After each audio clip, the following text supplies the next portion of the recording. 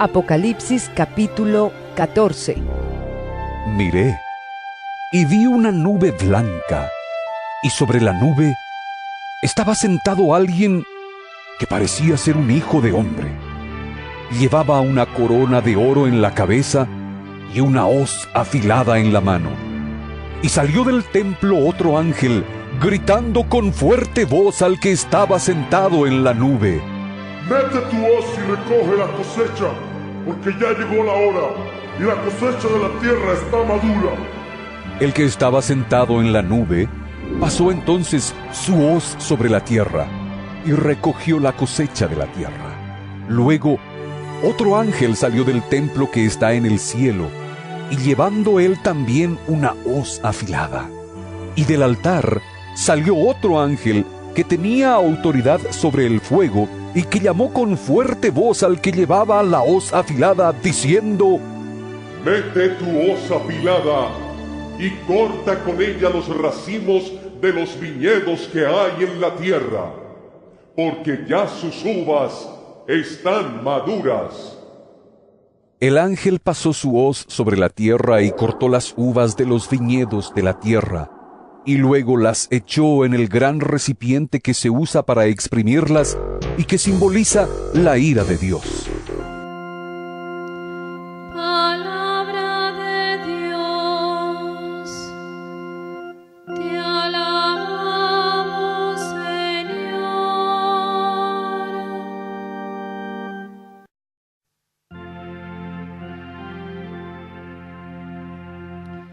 Aleluya.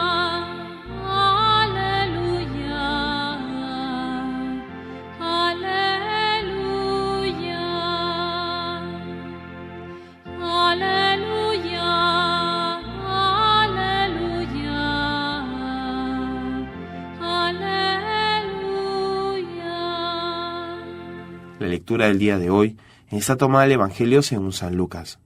En aquel tiempo, algunos ponderaban la belleza del templo por la calidad de la piedra y los exvotos. Jesús les dijo: Esto que contempláis, llegará un día en que no quedará piedra sobre piedra, todo será destruido.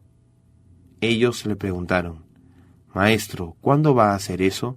¿Y cuál será la señal de que todo eso está para suceder? Él contestó: Cuidado con que nadie os engañe, porque muchos vendrán usurpando mi nombre, diciendo: Yo soy, o bien, el momento está cerca. No vayáis tras ellos. Cuando oigáis noticias de guerras y de revoluciones, no tengáis pánico, porque eso tiene que ocurrir primero, pero el final no vendrá enseguida. Luego les dijo: Se alzará pueblo contra pueblo y reino contra reino. Habrá grandes terremotos y en diversos países epidemias y hambre. Habrá también espantos y grandes signos en el cielo. Palabra del Señor. Gloria a ti, Señor Jesús. Hagamos una reflexión sobre el templo de Jerusalén. Era el gran orgullo de los judíos en el tiempo de Jesús, y las expresiones que utilizan los discípulos del Señor, hablando de la calidad de la piedra y de los adornos, son una expresión de ese orgullo.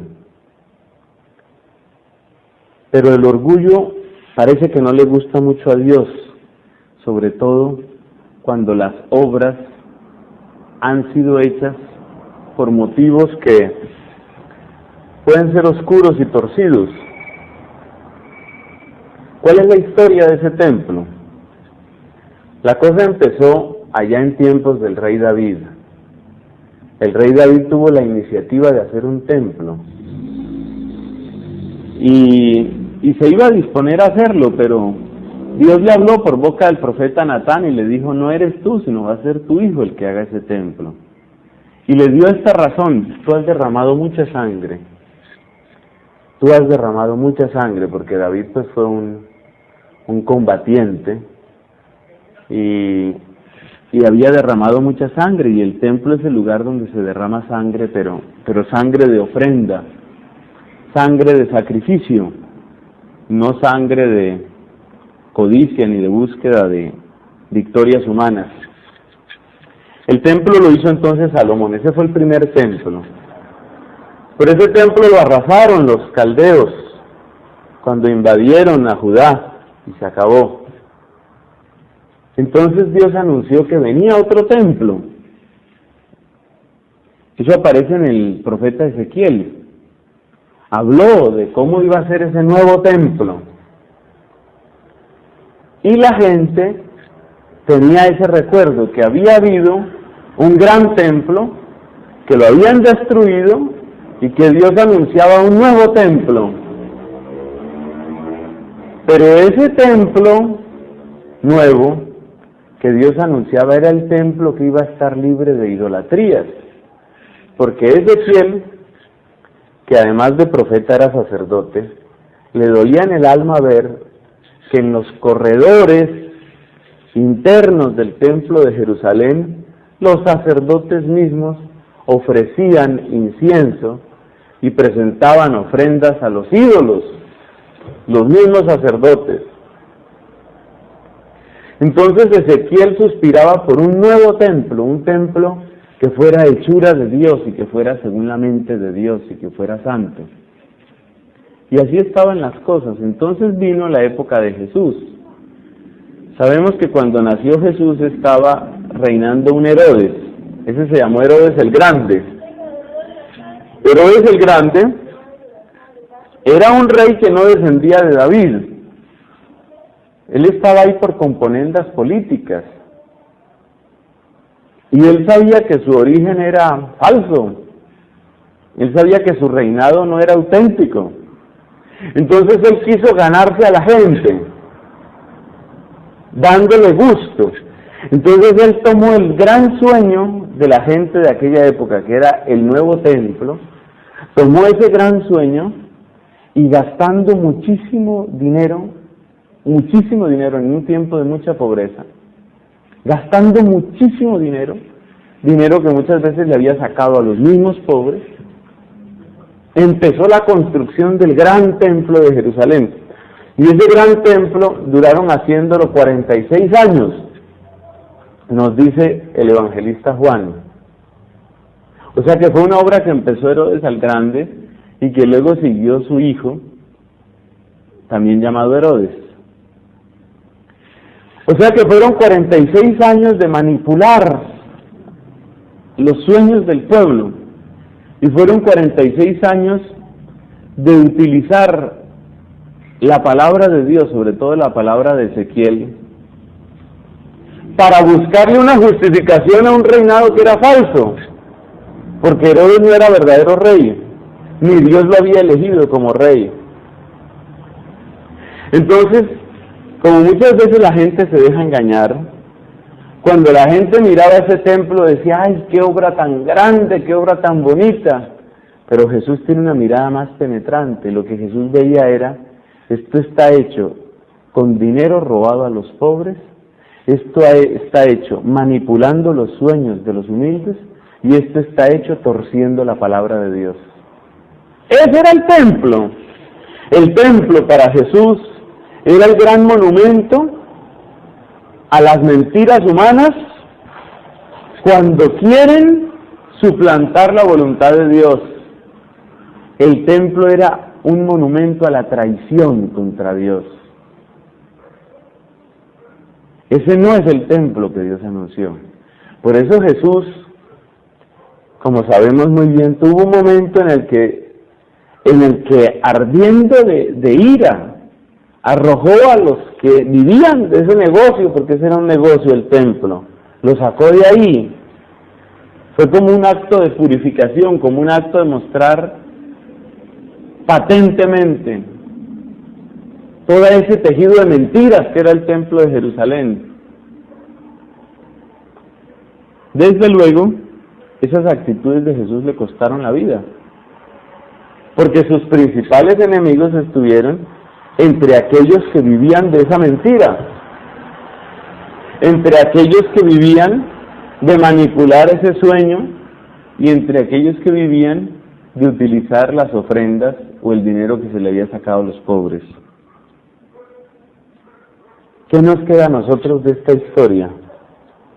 Hay una frase que me gusta recordar, una frase que dijeron muchas veces las hermanas de la presentación en el año en que el Papa Juan Pablo II realizó la beatificación de la fundadora de ellas, la Madre Marie Cuspin.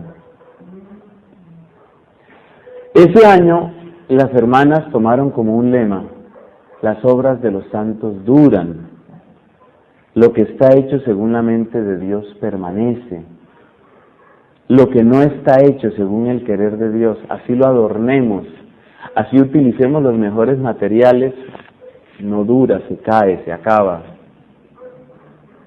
Abraham Lincoln decía: se puede engañar a una parte del pueblo todo el tiempo, se puede engañar a todo el pueblo durante un tiempo, pero no se puede engañar a todo el pueblo todo el tiempo.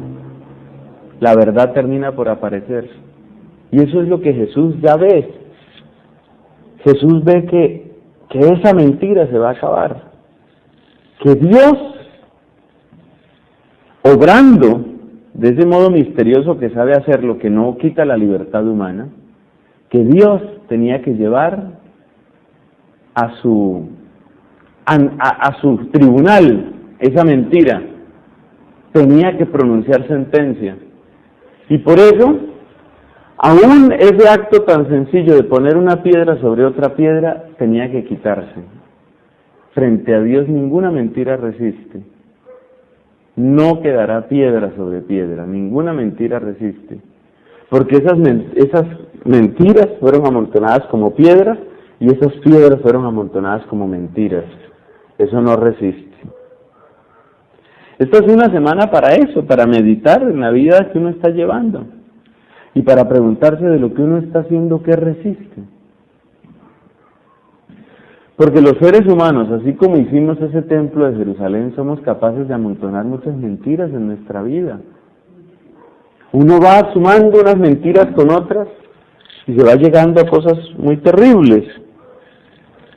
Un testimonio que leía nuestro hermano de comunidad, el padre Correa, hablando de un estudioso de la Biblia, un sacerdote muy respetable y muy respetado. Escribía artículos para las revistas de máximo prestigio en la Iglesia Católica, pero en él el corazón hacía mucho rato estaba frío. Él había perdido hacía mucho tiempo la fe en el Dios vivo. Él vivía para su prestigio. Y conoció, este sacerdote, conoció a un grupo de estos que se llaman los neocatecumenales. Conoció a un grupo de esos que no tenían tal vez ni la centésima parte de los estudios que él tenía. Y los oyó predicar, oyó cómo hablaban de la Biblia y supo que ellos tenían un Dios vivo. Y este hombre que llevaba tal vez como el templo de Jerusalén 46 años de amontonar prestigios, títulos, honores y cosas, se dio cuenta que su vida era una mentira, que lo suyo era un engaño y que tenía, con todos esos años y todos esos doctorados, tenía que convertirse a Jesucristo. Convertirse a Jesucristo. Lo que no esté fundado en Dios se acabará. Por más que parezca sólido. En un tiempo en que los judíos no tenían ni tierra, ni honor, ni dinero, su único orgullo era ese templo. Y para ellos ese templo era como la imagen de lo sólido, lo firme. No está fundado en Dios, se cae. ¿En qué cosas creemos nosotros? ¿Cuáles son nuestras rocas sólidas? Porque uno vive de muchas apariencias y uno sabe tejer unas mentiras con otras. Y uno conoce matrimonios que llevan 40 años, 46 años como este matrimonio, como este templo. 46 años y eran mentira, 46 años de mentira. Y ya dijimos el caso del sacerdote. Y hay gobiernos que duran y son mentira. Y hay teorías sobre el afecto humano que se dicen y se dicen y se repiten y se vuelven y se dicen y son mentira. Pero Dios acabará con todas las mentiras. Dios no dejará piedra sobre piedra y solo lo que sea verdadero, solo lo que esté apoyado en su nombre, lo que esté apoyado en su amor, lo que esté apoyado en su poder, eso va a permanecer. Lo demás se acabará.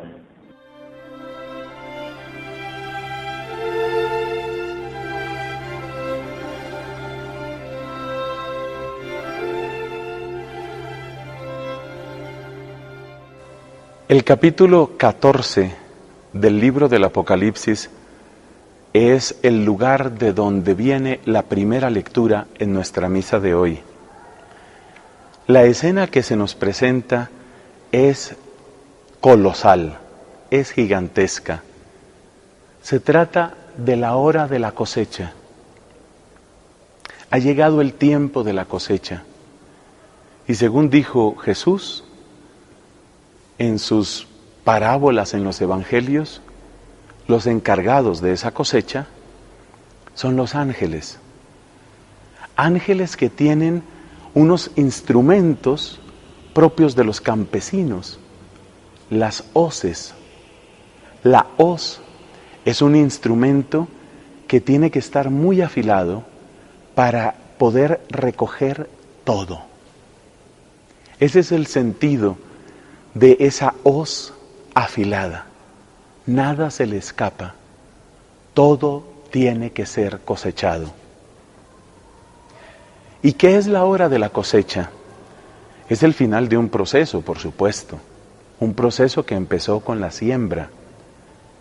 Y después de la siembra está el cuidado del ser humano y está la bendición de la lluvia que ha caído. La lluvia que cae, la planta que crece, el hombre que cuida. Qué hermosa comparación. La semilla que ha caído en nosotros es la semilla de la palabra, es la predicación que hemos escuchado, es el testimonio que hemos recibido también de la gente que nos ama, de la gente que nos ha evangelizado. Probablemente tu papá, tu mamá, los buenos sacerdotes y predicadores han sembrado profundamente en nosotros la semilla de Dios. Y Dios sigue regando esa semilla. La lluvia de bendición que nos envía es ante todo la gracia de su Espíritu Santo. Está también el cuidado del hombre. Como dice Santa Catalina de Siena, cada uno tiene que cuidar su viña. A cada uno se le ha dado un encargo. O como dice Jesús en los Evangelios, tenemos que hacer prosperar, tenemos que avanzar en los talentos que nosotros hemos recibido, porque todos hemos recibido algunos talentos.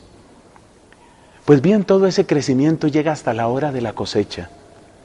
Y es evidente que lo que va a aparecer en la cosecha no es creado instantáneamente, sino que es el fruto, es la madurez de todo lo que se ha recorrido.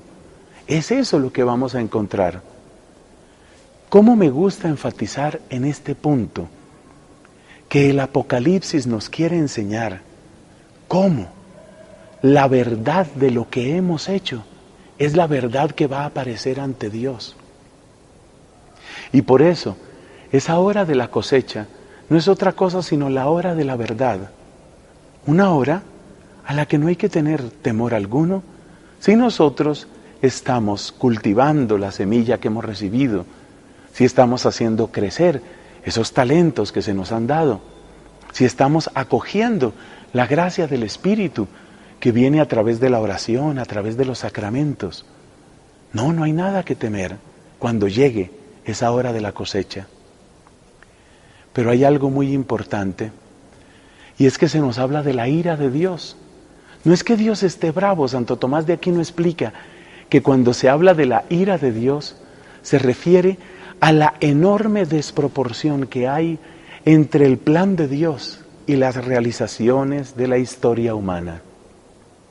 Ese desnivel tiene que ser colmado, ese abismo tiene que ser salvado, y entonces ahí es donde aparece la tremenda diferencia entre lo que hemos sido y lo que Dios quería que fuéramos.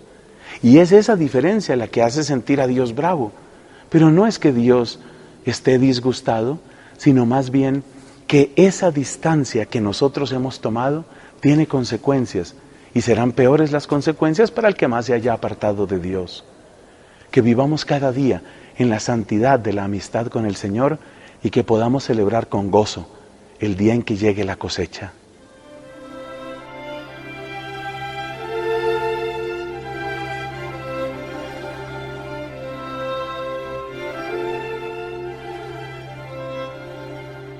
Como algunos, hablando del templo, dijeran que estaba adornado con hermosas piedras y exvotos, dijo: vendrán días en los que de esto que veis no quedará piedra sobre piedra, que no sea destruida.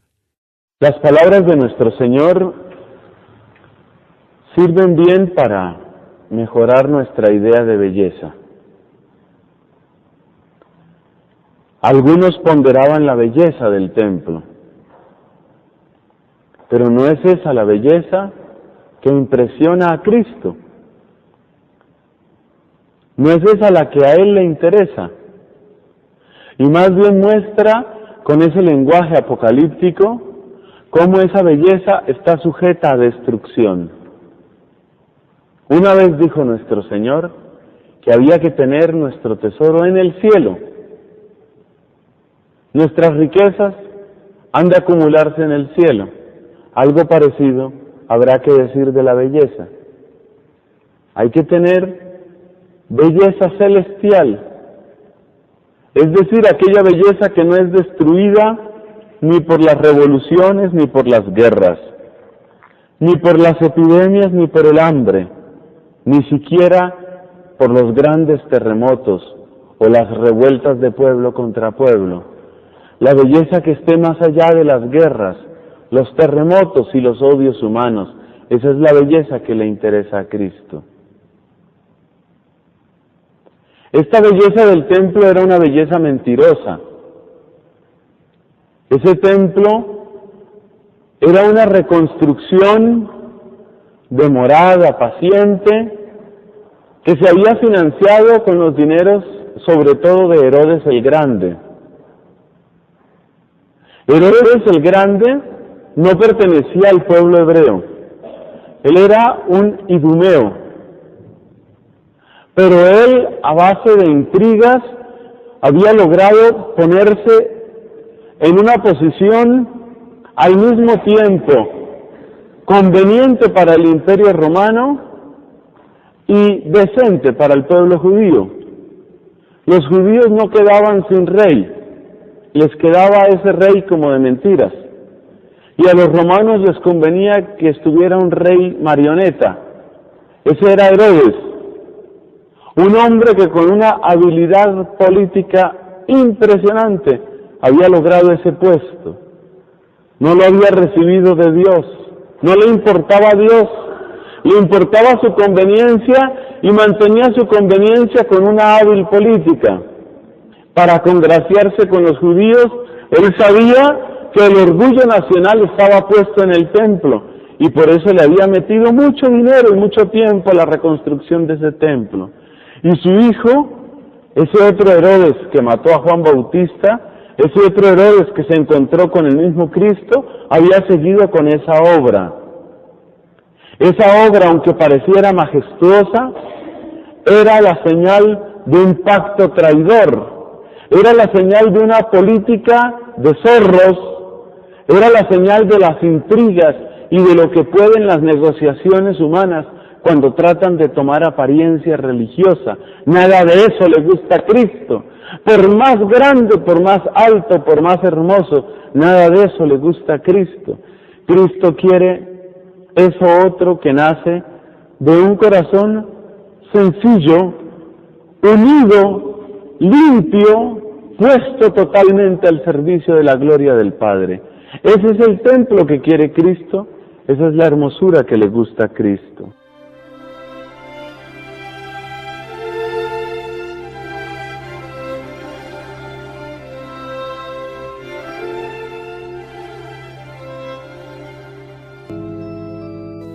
Estimados amigos y hermanos, he aquí los 5 pasos para una buena confesión.